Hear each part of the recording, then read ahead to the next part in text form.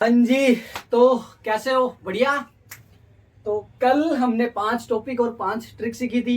तो आज 4 खतरनाक ट्रिक सीखने वाले हैं। खतरनाक बोले तो आप कोई भी एग्जाम चक लीजिए, कॉम्पिटिटिव एग्जाम, अगर ये चारों ट्रिक्स उन एग्जाम में नहीं लग रही हो तो आप मुझे कह दीजिएगा। हर क्वेश्चंस में पूछे जाते हैं, मोस्टली क्वेश्चंस में। ठीक है, तो स्टार्ट करें करें या नहीं करें? जी बिल्कुल करते हैं। चलो जी स्टार्ट करते हैं। पहली ट्रिक्स क्या होगी कि आपको कोई फ्रैक्शन दे देगा, उस फ्रैक्शन के अंदर क्या कहेगा कि इनमें से सबसे बड़ा बताओ कौन सा है। तो सबसे पहला तरीका तो क्या है कि हम इसे डिवाइड कर कर देख ले। इसको इससे डिवाइड करते जाओ बेटा। ये कोई तरीका नहीं, ये ट्रिक नहीं है, ये तो मेथड है कि इस तरह से हम कर सकते हैं, लेकिन हमने करना नहीं है। हम किस तरह से करेंगे? हम करेंगे इसको बहुत ही आसान तरीके से। कोई भी 2 पेयर ले लो, कोई भी 2 पेयर। हमने सोचो ये 2 ले लिया, इसको इससे मल्टीप्लाई करो। 5 2 जा 10, 3 3 जा 9। बड़े वाला पूछ रहा है इन दोनों में से छोटा कौन है? 9। तो बेटा ये तो खत्म ही हो गया, कट कर दो। ठीक है, अब इस 10 का कोई काम नहीं है। अब इन दोनों को ले लो, आप कोई भी 2 ले लो बेटा, कोई भी 2। ठीक है, इन दोनों को लिया, 9 2 जा 18, 3 7 जा 21। मतलब क्रॉस मल्टीप्लाई करवाना है। इन दोनों में से छोटा कौन है? ये खत्म हो गया, क्योंकि हमें बड़े वाला चाहिए ना। अब इस 21 का कोई काम नहीं है, दोनों को क्रॉस मल्टीप्लाई कराओ। 13 7 91, 11 99। जरा बताओ दोनों में से छोटा कौन है? ये छोटा, तो ये कैंसिल। ये 99 इसको शो कर रहा है, तो हमारा सबसे बड़े वाला कौन है? 11/13। इसी तरह इसके पास चलते हैं, सबसे बड़े वाला निकालना है। क्या करेंगे? Cross multiply. 7 चौक 28, 5 3 15। दोनों में से बताओ बड़ा कौन है? ये, तो ये तो कैंसिल हो गया। अब इस 28 का कोई काम नहीं है। 11 चौक 44, 9 5 45। जरा बताओ दोनों में से कौन खत्म हो गया? ये खत्म हो गया। इसके पास गया मैं, ये 45 खत्म। 8 नीम 72, 11 5 जा 55। जरा बताओ बड़े वाला चाहिए, तो बड़े वाला तो ये खत्म हो गया, इसका कोई काम नहीं है। ये हमारा आंसर हो गया। अगर छोटे वाला पूछ ले तो डरते थोड़ी है हम, निकाल देंगे। काम तो वही करना है ना। 7 14, 3 3 जा 9। छोटे वाला निकालना है, बड़े वाले को खत्म कर दो। बड़े वाला ये रहा। अब इस 9 का कोई काम नहीं है। जी हाँ, अब फिर से इन दोनों से मल्टीप्लाई कराओ। 5 3 15, 7 4 जा 28। बड़े वाला ये काम का ही नहीं है। अब ये 15 किसी काम का नहीं है। 8 3 जा 24, 7 5 जा 35। जरा बताओ इनमें से छोटा कौन? ये छोटा है, ये बड़ा है, तो ये कैंसिल। यही हमारा आंसर।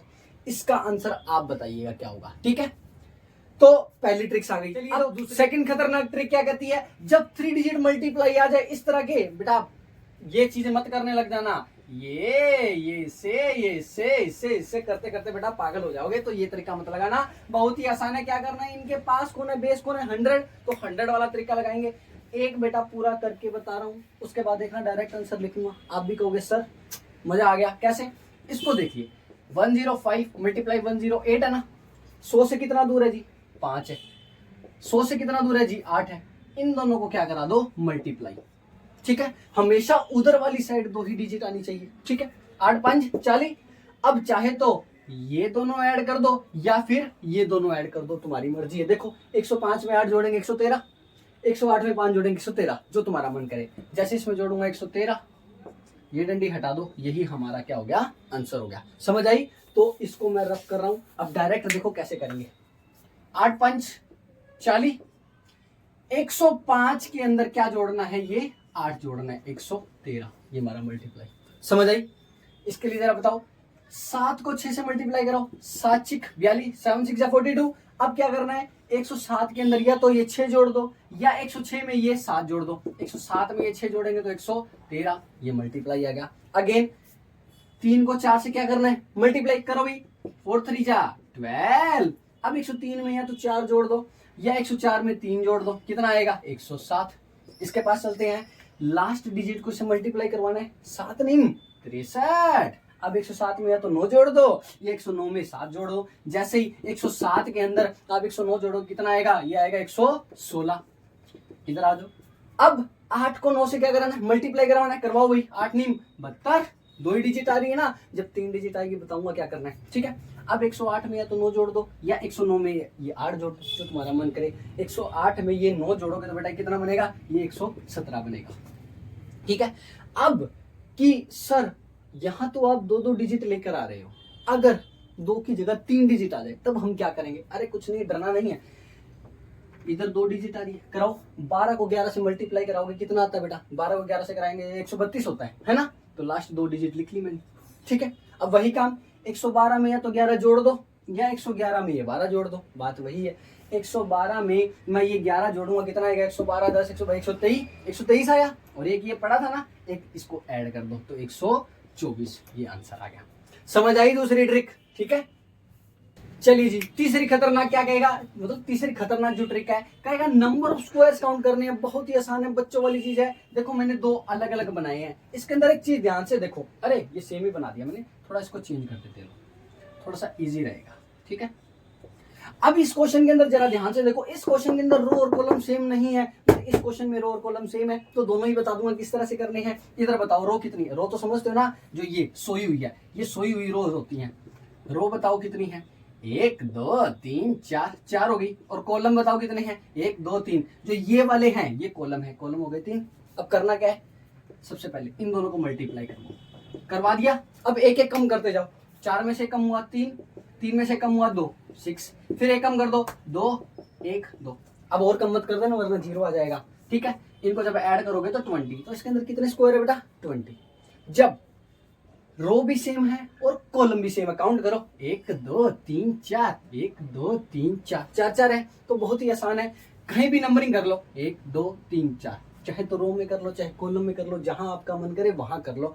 तो इस तरह के क्वेश्चन में डायरेक्ट ही कर सकते हैं, सभी का स्क्वायर करके जोड़ दो। 1 का स्क्वायर, 2 का स्क्वायर, 3 का स्क्वायर, 4 का स्क्वायर, जोड़ेंगे क्या बनेगा? 1 4 9 16, कितना होगा? 16 4 20 21 9 30। तो टोटल इसके अंदर कितने आ जाएंगे बेटा? 30 ही आएंगे ना। 16 4 20 20 और 9 29 29 और 31, हाँ तो टोटल इसके अंदर कितने स्क्वायर हो जाएंगे?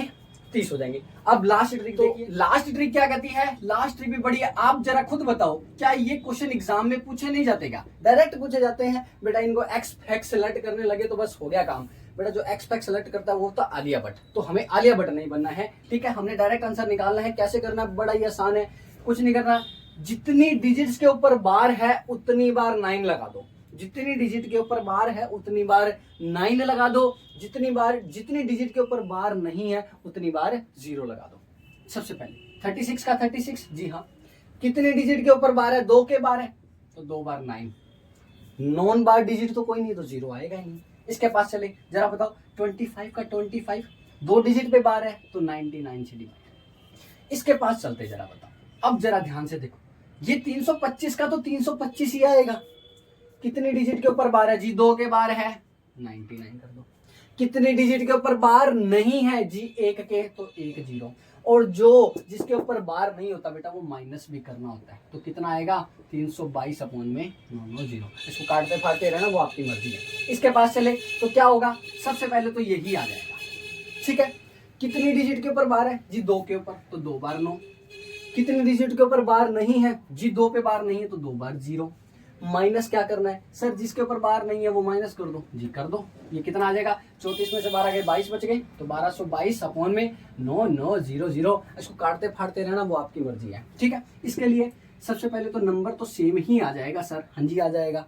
कितनी डिजिट पे बार है? सर 4 पे, तो 4 बार 1 2 3 4।